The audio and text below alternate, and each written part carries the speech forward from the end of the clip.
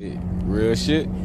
Just like the definition of all we need is one trip and we straight. If we make this trip, we ain't never got to do nothing illegal again, you know what I'm saying? But we got to make this trip. And as soon as my dude hit them sirens, nigga realize we not going to make this trip. So what's our best solution, you know what I'm saying? Hit the coins. Hit the coin. You know what I'm saying? They hit the coin. Bruh. And it was good. I thought they got away when they hit the coin, you know what I'm saying? But obviously you ain't gonna make it out without them saying where your car went, you know what I'm saying? But you still need to make this trip.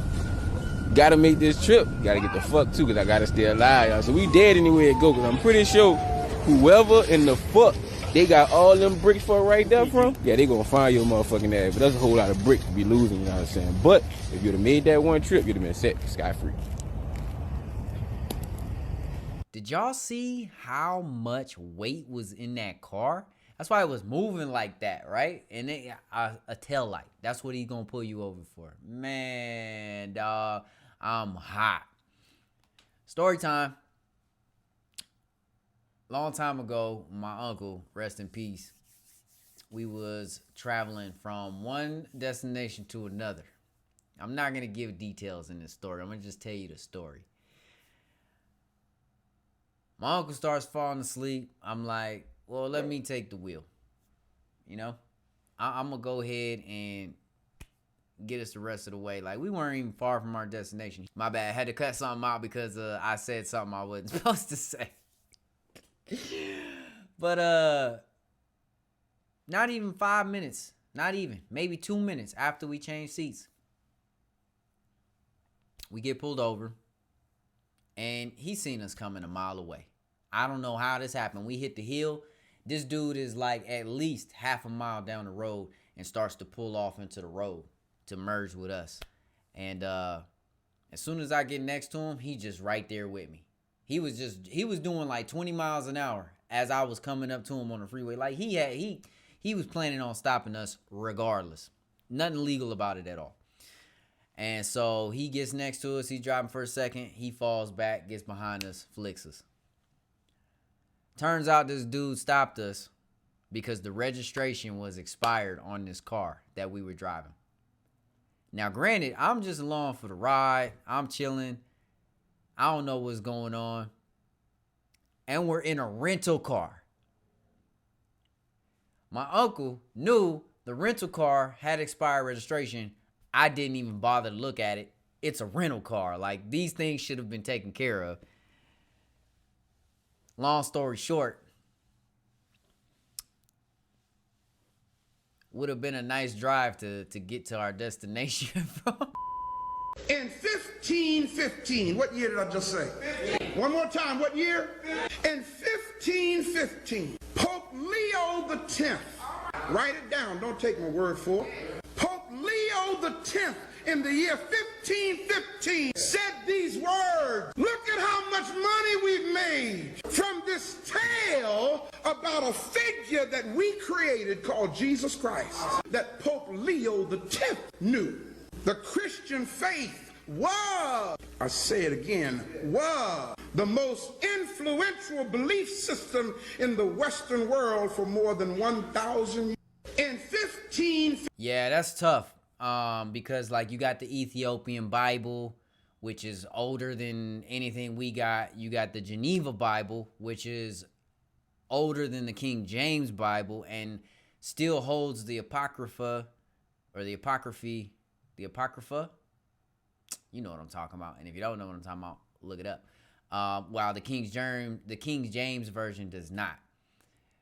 Also, you know, making up a figure like Jesus Christ is crazy influential because Christ literally says, yo, without me, you don't go nowhere. You don't make it. You don't make it into heaven without me. Right? But then when you think of God, and you're like, why would God, such a powerful being, such an almighty being, creator of all of existence, nothing can happen without it being in God's will. Why would such a powerful entity, thing, need to send himself down in the form of a human to live a sinless life and then eventually be crucified at the age of 33. That's a conundrum. Am I saying I don't believe it? No, I'm not saying that. I'm not saying I don't believe it. What I am saying is, though, man, you could control some people with that type of thought. It just is what it is. You could really control a civilization with that belief set. Now, for the good or for the worse, I don't know. I know that any person with common sense could look at the 10 Commandments and plainly see there's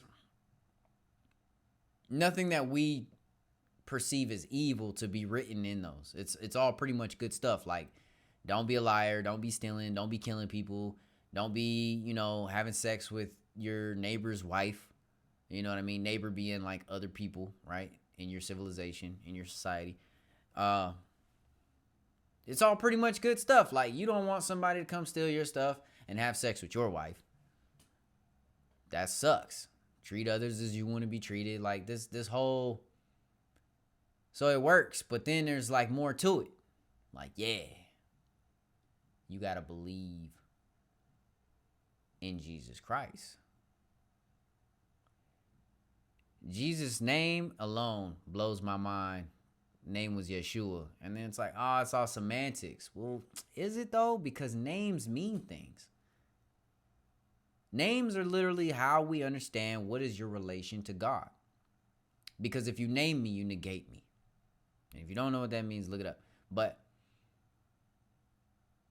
that is an interesting thing to say. In 1515, Pope Leo, can we look that up? In 1515, Pope Leo X said,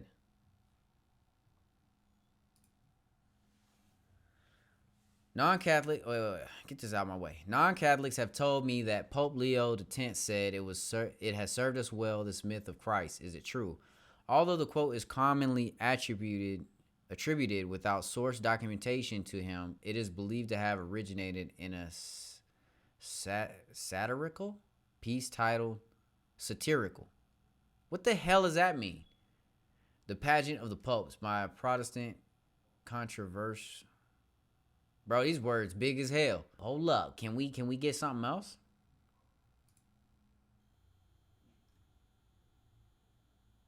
I don't know. Everything I'm seeing is talking about skeptics, but who knows? Who knows? But just to bring up the point, right? Not saying this Pope stuff is true or false, but just to bring up the point, Christ is you could control some people if you made that up. Let's be honest. And then you get the people that be like, well, if you don't believe in him, if he's not real, what do you have to lose by believing in him? But if he is real, you got everything to lose by not believing in him. Like, oh, brain fuck.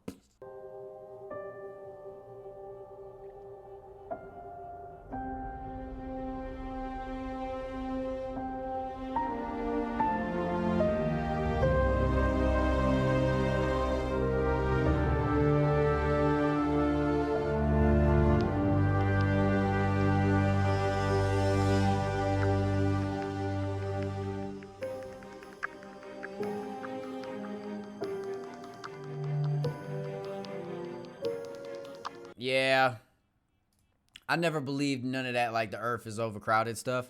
I've even done calculations myself on like how much space you would need in the United States alone just to power the United States with solar power and still give every single person on the country or in the country 1 acre of land with homestead. And it's like ridiculous amount of space left over. And that's just America. You know what I mean? Like there's a lot of space. And now, is it all ideal? Probably not, but I mean, let's keep it a buck, dude. We're not running out of no. We not running out. We not running out. We ain't got to take that conversation no further. Just because if you just do the math yourself, look up the landmass area, think about how much space you as an individual actually need, a family would need, and then divide that, do those numbers, multiply. New era. I'm feeling quiet. bad. So take a